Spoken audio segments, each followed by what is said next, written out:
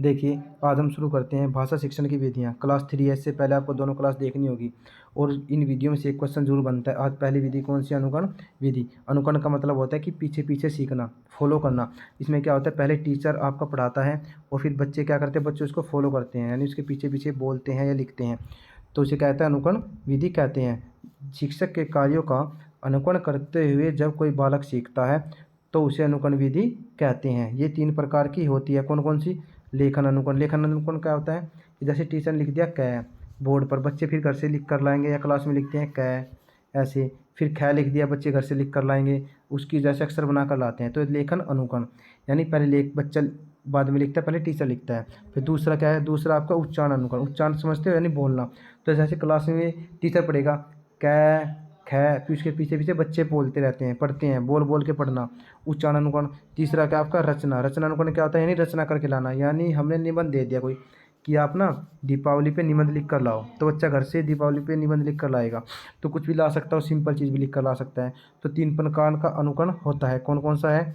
लेखन अनुकरण, उच्चारण अनुकरण और रचना अनुकरण। लेकिन इसमें एक खास बात होती है कि जो आपका रचना अनुकरण है ना, इसमें मौलिकता का भाव होता है। तो क्वेश्चन ये पूछा जाता है कि कौन सी विधि में मौलिकता का भाव होता है? तो रचना अनुकरण विधि में मौलिकता का भाव होता है, यानी मौलिकता का विकास नहीं पाया जाता।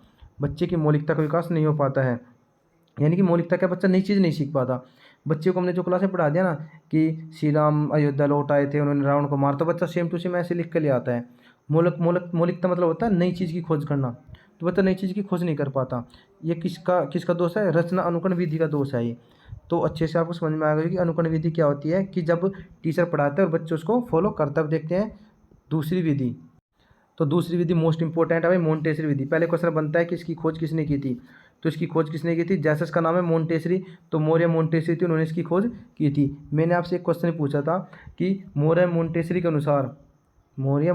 अनुसार जो हमारी वे थे ना, सीखने के चरण थे ये, पहले क्या करता था बच्चा? लिसनिंग, स्पीकिंग, फिर क्या था? रीडिंग, फिर राइटिंग। तो मोंटेसरी ने इसका क्रम कुछ और बताया था। क्या बताया था? LSWR। तो एक क्वेश्चन पूछा जाता है कि मोंटेसरी के अनुसार सीखने का क्रम क्या है, बच्चा किस प्रकार से ग्रहण करता है? तो LSWR होता है। तो यहाँ देखिए मोंटेसरी विधि क्या होती है कि मोंटेसरी विधि के जन्मदाता कौन है? मौर्य मोंटेसरी होते हैं। ये एक प्रकार की खेल विधि है। कैसी है? खेल विधि। जैसे आपने देखो बड़े बड़े क्या के अक्षर से होते हैं, ऐसे खोखले वर्ण से होते हैं, इस तरह से बने होते हैं। वो बच्चा उनके अंदर ऐसे पेन चलाएगा, अंदर अंदर ऐसे ऐसे ए बना हुआ है, ऐसे खोखला होता है ए, तो बच्चा उसके अंदर ऐसे ऐसे पेन चलाता है, फिर ए लिख देता है। तो ये क्या होता है? इसमें खोखले वर्ण होते हैं, खोखले अक्षर होते हैं, उन पे बच्चा धीरे धीरे पेन या पेन से चलाता है और बच्चा सीख जाता है। इसमें कुछ खोखले वर्ण होते हैं जिनके सहयोग से बच्चा वर्ण लिखना सीखता है। समझ गए ना? खोखले वर्ण होते हैं, यानी वर्ण मतलब कि खिलौने से टाइप में होते हैं ABCD। तो उनके अंदर बच्चा, जैसे मान लो अभी बताता हूँ आपको कि जैसे हमने ये बी लिख दिया, ऐसे बहुत बड़ा होता है ये, तो बच्चे इसके अंदर ऐसे पेन चलाएगा, ऐसे ऐसे ऐसे, और बी बनाना सीख जाता है। लेकिन इसके कुछ गुण और दोष। गुण क्या है? गुण इसके ये है कि एक मनोवैज्ञानिक विधि है, बाल केंद्रित होते हैं क्योंकि बच्चे सीखते हैं खेल खेल में। शारीरिक मानसिक विकास होता है, यानी बच्चे उसको उठाएंगे वर्ण को, फिर उसे पेन से लिखेंगे, पेंसिल से लिखेंगे, तो शारीरिक मानसिक दोनों विकास होते हैं। बालक स्वयं करके सीखता है तो बच्चा ज़्यादा सीखेगा। चिंतन का विकास होता है क्योंकि बच्चा देखता है कि किस किस साइड से ऐसे रेखा मुड़ेगी, ये बी बन जाएगा, ऐसे सी बनेगा। ठीक है। फिर क्या होता है इसमें? इसमें सहयोग एवं प्रतिस्पर्धा का विकास होता है। और लेकिन इसके कुछ दोष भी है। दोष क्या है? एक तो बहुत अधिक खर्चीली होती है, यानी भाई 26 लेटर होते हैं, 26 तरह तरह के वर्ण लाने पड़ेंगे हमें खोखले, क्या कै कै के लाने पड़ेंगे, तो देखो कितना खर्चा होगा। फिर क्या है? अब बच्चा ना खेल कितनी देर खेलेगा? थोड़ी बहुत ही देर खेलेगा तो बच्चे को थकान हो जाती है। फिर क्या है? केवल प्रारंभिक कक्षा में वैलिड होता है ये, मतलब 1 से 5वीं तक ही सिखा सकते हैं हम, छोटी छोटी कक्षाओं में, जैसे नर्सरी प्ले में, ज़्यादा में नहीं सिखा सकते। फिर क्या है? दुर्घटना का भय रहता है। दुर्घटना का भय कैसे? अब मान लो इतना बड़ा खोखला पर वो लेकर आए, तुम खिलौना लेकर आए, अब बच्चे मान लो आँख में लग गया, ये बच्चे छोटे होते हैं, वो उठाए उसने हाथ में, उसकी आँख में लग गया, ठीक है, या नाक में घुस गया, तो ऐसे चोट लगने का खतरा बना रहता है। फिर क्या है? फिर क्या है कि सामान्य विद्यालय में प्रयोग नहीं किए जा सकते। सामान्य मतलब जैसे सरकारी नॉर्मली छोटे मोटे स्कूल है ना, प्रयोग नहीं होते। तो आपको समझ में आ गया होगा कि मोंटेसरी विधि क्या होती है। मोंटेसरी विधि होती है इसमें खोखले वर्ण होते हैं, ठीक है, और खोखले वर्ण होते हैं और बच्चा उनमें पेन पेंसिल चलाकर खेलना सीख जाता है। इसके कुछ गुण दोष थे। गुण बता दिया, ये कि मनोवैज्ञानिक विधि है, बाल केंद्रित होती है, शारीरिक मानसिक विकास होता है। दोष क्या है? अत्यधिक खर्चीली है, थक थक जाता है बच्चा जल्दी, दुर्घटना का भय बना रहता है। अब देखिए नेक्स्ट विधि जो बहुत इंपॉर्टेंट है। अगली अगली विधि क्या? अगली विधि आपकी खेल विधि। खेल विधि क्या है? मोस्ट इंपॉर्टेंट मानी जाती है बच्चों के लिए। क्यों? क्योंकि बच्चा खेल में ज़्यादा सीखता है, खेले खेले में, क्योंकि बच्चे को खेल में इंटरेस्ट होता है। और सबसे इंपॉर्टेंट क्वेश्चन क्या बनता है यहाँ से, किसकी खोज किसने की थी, तो इसकी खोज किसने की थी, एक थी हेनरी कोल्डवेल कुक ने, हेनरी कोल्डवेल कुक। बहुत बार क्वेश्चन पूछा गया, यूपी टेट और सी टेट तो इसे बार बार रिपीट करता है कि खेल विधि की खोज किसने की थी, तो हेनरी कोल्डवेल कुक ने की थी। इसमें होता क्या है देखिए, इसने कोल्डवेल ने एक बात कही थी कि क्या, कि खेल एकमात्र ऐसा कार्य है जिसको बालक पूरे मन से करता है। ये किसने कहा था, हेनरी कोल्डवेल के कथन थे। तो वर्तमान में प्रसिद्ध खेल विधि है, कुछ अलग अलग होती है, जैसे क्या है, किंडरगार्टन खेल विधि किसने दी थी, फ्रोबेल ने, ये भी पूछा गया भाई।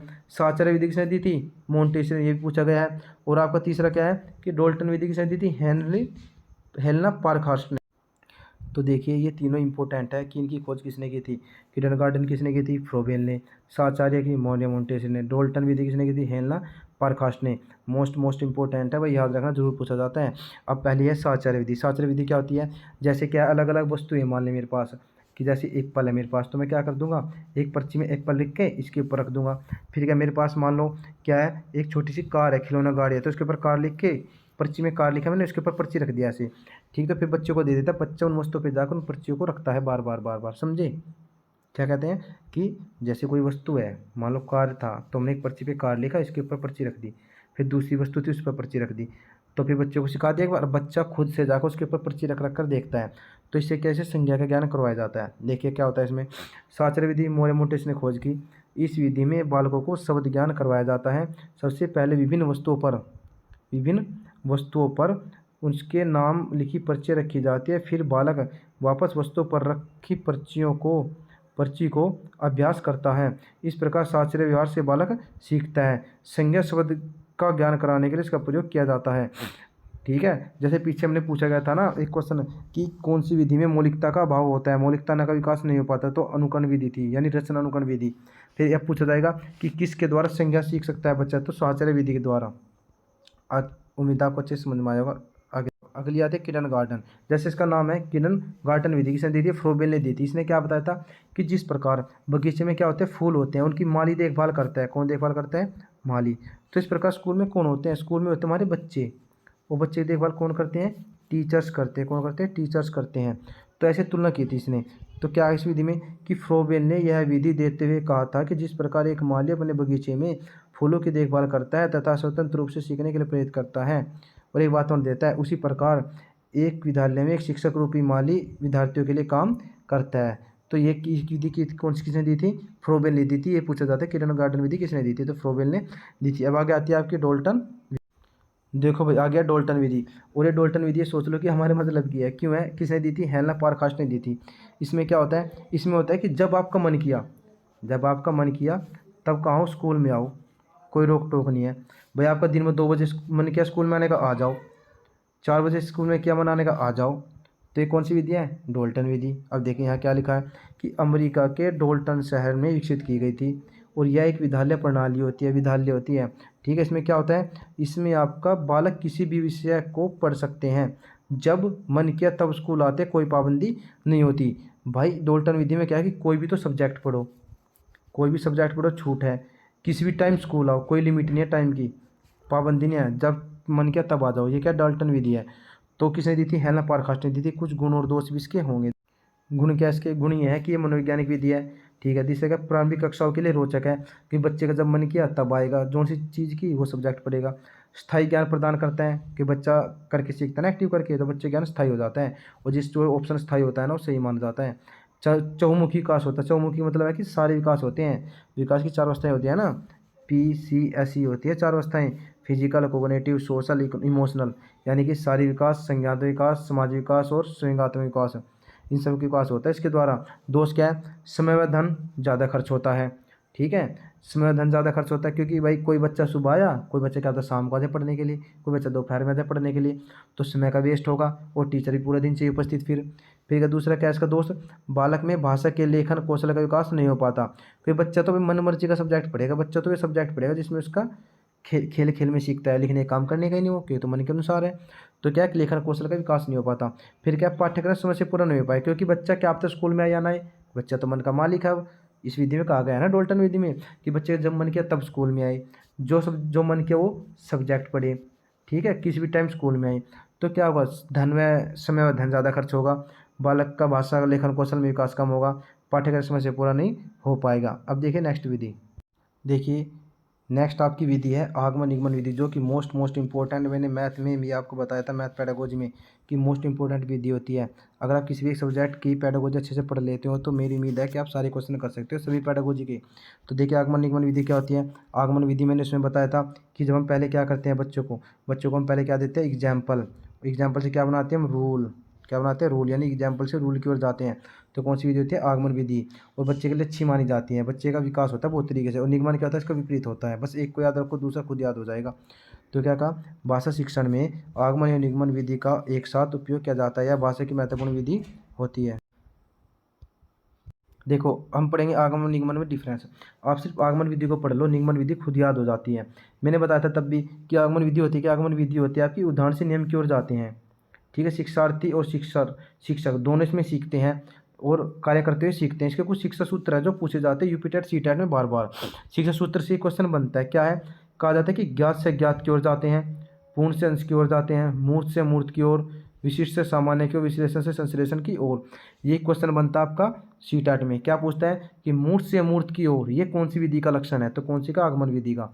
उदाहरण से नियम की ओर आगमन विधि, ज्ञात से अज्ञात की ओर आगमन विधि, पूर्ण से अंश की ओर आगमन विधि। अब ये देखने का मतलब क्या है, ज्ञात से अज्ञात की ओर का क्या मतलब है कि जो चीज़ें हम जानते हैं उससे जो नहीं जानते उसकी ओर लेकर जाओ।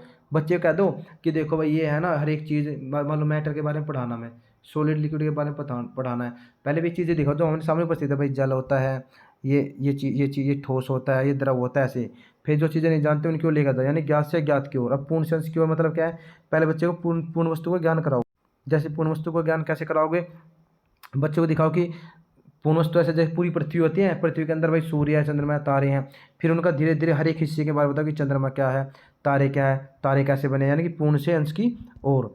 अब फिर क्या अगला अगला है मूर्त से मूर्त की ओर। मूर्त क्या है, जो चीज़ हमने हमारे सामने उपस्थित है। पहले बच्चे को पेड़ के बारे में दिखाओ कि पेड़ है, ठीक है, और ये घर है, ये ईंटों से मिलकर बना है, या ये इसको सॉलिड बोलते हैं, इसको लिक्विड बोलते हैं, ऐसे। तो जो चीज़ हमारे सामने मूर्त है, जो उपस्थित है। फिर अमूर्त की ओर, मूर्त क्या है भाई, जैसे हमारे सामने क्या सूर्य दिखाई दे रहा, हमें चंद्रमा दिखाई दे, फिर बच्चों को बोलो कि इसमें आकाशगंगाएं भी होती है, यानी मूर्त से अमूर्त की ओर। जो चीज़ हमारे सामने है उससे जो हमारे सामने नहीं है, टच नहीं कर सकते, उसको भी फील करवाना। विशिष्ट से सामान्य की ओर कैसे है, पहले विशिष्ट चीज़ें बताओ कि हमें बताना कि पृथ्वी भाई चारों ओर घूमती रहती है, ठीक है, और पृथ्वी का 365 दिन में चक्कर पूरा करते हैं, इस तरीके से। फिर से सामान्य चीज़ों को लेकर आओ, कैसे कि भाई क्यों घूमती है, दिन और रात क्यों होते हैं, ये चीज़ें बातें बतानी। तो विशिष्ट से सामान्य की ओर। विश्लेषण संश्लेषण क्या होता है, विश्लेषण का मतलब होता है चीज़ों को अलग अलग करके पढ़ना, कैसे अलग अलग करके पढ़ना विश्लेषण कहलाता है। और संश्लेषण तो इकट्ठा करके पढ़ना। आपको सिर्फ एक विधि याद करनी, आगमन विधि, उसको उल्टा कर देना, निगमन हो जाएगी। और इसमें से 100% क्वेश्चन बनता है, याद रखना। अब देखिए नेक्स्ट विधि। और देखिए हरबटे विधि, ये तो आपको पता है कि वेरी इंपॉर्टेंट है, या मैं वही करवा रहा हूँ जो इंपॉर्टेंट है, जो पेपर में बार बार पूछी गई है। पूछा जाता है कि हरबटे विधि हमने मैथ पेडागोजी में पढ़ी थी, हरबटे पंचपदीय विधि नाम था इसका, ठीक थे। अलग अलग पांच टर्म में होती थी, इसमें भी सारी इसमें पढ़ेंगे हम दोबारा से। अब पंचपदीय विधि या हरबटे विधि खोज किसने की थी, हरबट ने की थी। कि यह विधि वर्तमान में पाठ योजना बनाने के लिए, किसके लिए, यानी शिक्षक द्वारा यूज की जाती है। शिक्षक क्या किसके लिए यूज करता है, लेसन प्लान बनाने के लिए, यानी टीचर को क्या पढ़ाना है क्लास में, उसके लिए विधि यूज की जाती है, हरबटीय विधि। हरबट ने इसकी खोज की थी। इसमें कुल कितने पद होते हैं, 5 पद होते हैं, जिन्हें क्या कहा जाता है, जिन्हें हरबट की पंचपदी कहते हैं। ये क्वेश्चन पूछा जाता है बार बार, उसमें पेडागोजी में बताया था मैंने, मैथ वाली में। अब इसमें कौन से 5 पद होते हैं, देखिए। पहले क्या होता है, पहले प्रस्तावना, यानी टीचर क्या करेगा, पहले कक्षा में पढ़ाई का माहौल बनाना। फिर प्रस्तुतिकरण क्या करता है कि जो विषय वस्तु को बालक तक पहुंचाना। फिर तुलना कैसे करेगा कि पिछली विषय वस्तु और जो आज पढ़ाई उसके ज्ञान की तुलना करेगा कि बच्चे को सीखा है नहीं सीखा है। फिर उसका सामान्यकरण कैसे, उसके बच्चे को यूज करना बताएगा। सॉरी क्या होता है, विषय वस्तु का बालक के लिए आसान होना। सामान्यकरण मतलब है कि हर एक बच्चों को आसानी से समझ में आ जाए। प्रयोग करना, फिर लास्ट में क्या होता है, ज्ञान का उपयोग करते हैं नहीं कर पाते जो हमने सीखा है। तो 5 पद पता लग गए होंगे आपको कौन कौन से हैं। इन्हें कहते हैं, इन्हें हर्बट की पंचपदी कहते हैं। हर्बट ने इसकी खोज की थी। और ये 5 पद होते हैं, इनका क्रम पूछा जाता है कि पहले नंबर पे क्या करता है, प्रस्तावना, फिर प्रस्तुतिकरण, तुलना, सामान्यकरण, प्रयोग। इनमें प्रस्तावना क्या होती है, पढ़ाई का माहौल बनाना। प्रस्तुतिकरण, बालक तक ज्ञान पहुंचाना। तुलना, पिछले ज्ञान से नए ज्ञान की तुलना करना। सामान्यकरण, हर एक बच्चे की समझ में आता है। प्रयोग करना सिखाना। अब देखिए आगे देखिए क्या है इसमें पूछा जाता है कि हर्बट की पंचपदी का उपयोग शिक्षण कार्य को रोचक नियोजित बनाता है। तो एक क्वेश्चन पूछेगा, इसलिए मैंने इंपॉर्टेंट लिख रखा है इसमें कि हर्बट की पंचपदी का प्रयोग किस लिए किया जाता है, रोज शिक्षण कार्य को रोचक बनाने के लिए किया जाता है। अगली देखें नेक्स्ट विधि जो इम्पोर्टेंट है। नेक्स्ट जो आपकी विधि है उसका नाम है अभिकर्मित अनुदेशन विधि। इसमें क्या होता है, जो आपकी ओपन, आपने देखा ना ओपन से कोई बच्चे 10th करते हैं, ओपन स्कूल होते हैं, ओपन कॉलेज होते हैं, ओपन यूनिवर्सिटी होती है, जैसे ये दिल्ली यूनिवर्सिटी में करवाया जाता है, इग्नू होती है उससे कराए जाते हैं, वो अभिकर्मित अनुदेशन विधि पे ही होते हैं सारे। इसमें होता क्या है, जब विषय वस्तु को छोटे छोटे भागों में विभाजित कर विद्यार्थी को प्रेषित किया जाता है, छोटे छोटे भागों में विद्यार्थी के पास भेजा जाता है, तो उसे क्या कहते हैं, उसे अभिकर्मित अनुदेशन विधि कहते हैं। इसमें क्या होता है, विद्यार्थी सब अनुदेशन से सीखता है। मैंने बताया ना ओपन कॉलेज ओपन यूनिवर्सिटी है, बच्चे के पास वे बुक भेज देंगे, बच्चा खुद ही पढ़ता है, यानी स्वयं करके सीखता है बच्चा, तो अभिकर्मित अनुदेशन विधि होती है ये। इसमें क्या होता है, सर्वप्रथम विचार किसने दिया था, सुकरात ने सर्वप्रथम इसके बारे में बताया था, फिर थॉर्नडाइक ने भी विचार किया था इसके बारे में, और एक थे डॉक्टर प्रेस, इसने एक मशीन बनाई थी, लेकिन मशीन क्या हो गई थी, फेल्ड हो गई थी, तो इसलिए उसको नहीं माना जाता है। वर्तमान में क्या है, वर्तमान समय में पत्राचार के माध्यम से जो शिक्षण कार्य कर रहे हैं वहाँ इस विधि का विशेष रूप से प्रयोग किया जाता है। अभिकर्मित अनुदेशन विधि द्वारा दूरस्थ शिक्षा क्या होते हैं, ओपन कॉलेज बोर्ड यूनिवर्सिटी में एक क्रांति सी आ गई है। जो जैसे इग्नू कॉलेज है ना, इग्नू यूनिवर्सिटी होती है, सॉरी इग्नू यूनिवर्सिटी, ओपन से बच्चे 10th करते हैं, स्कूल में नहीं जाते, पेपर देने जाते हुए, इसमें 2-3 विधि आती है, वे इंपॉर्टेंट मान जाते हैं। एक पूछा जाता है कि अभिकर्मित इसका जनक कौन है। अभिकर्मित अनुदेशन का जन्म क्रिया प्रसूत सिद्धांत के आधार पर होता है, जो किसने किया, जिसका निर्माण बीएफ स्किनर ने किया था। सर्वप्रथम इसके बारे में बीएफ स्किनर ने बताया था। बीएफ स्किनर आप सीडीपी में पढ़ोगे, उन्होंने क्रिया प्रसूत अनुबंधन सिद्धांत दिया था, और उससे निकल कर आई थी आपकी ये प्रचलित अभिकर्मित अनुदेशन विधि। और ये कितने प्रकार की होती है, ये आपकी 4 प्रकार की होती है। पूछा जाता है किसने खोज की थी। पहला क्या है, रेखीय अनुकरण विधि। रेखीय अभिकर्मित अनुदेशन किसने की थी, बीएफ स्किनर और हॉलैंड ने मिलकर की थी। साक्य विधि को नॉर्मन क्राउटर ने दिया था। और आता है गणितीय अनुदेशन विधि क्या थी, गिलबर्ट ने। कंप्यूटर वाली दी थी लॉरेंस ने। बस आपको ये पता होना चाहिए कि कौन सी किसने दी थी। तो दोबारा रेखिक वाली बीएफ स्किनर हॉलैंड, साक्य नॉर्मन क्राउटर, गणितीय गिलबर्ट ने, कंप्यूटर लॉरेंस ने। इसके बाद कल आपको करवाया जाएगा जो आपके टीएलएम होते हैं, टीचर लर्निंग मटेरियल, कौन कौन से मटेरियल यूज किए जाते हैं हिंदी शिक्षण में। अगर वीडियो अच्छी लगी हो तो भाई लाइक शेयर सब्सक्राइब करिए चैनल को, नहीं लगी हो तो कोई बात नहीं, सब्सक्राइब करिए, ध्यान से पढ़िए। मैं कहूँ सीट आपको क्लियर हो जाएगा, इतनी बड़ी बात नहीं होती। धन्यवाद, जय हिंद, जय भारत। सब्सक्राइब करिए, जय हिंद।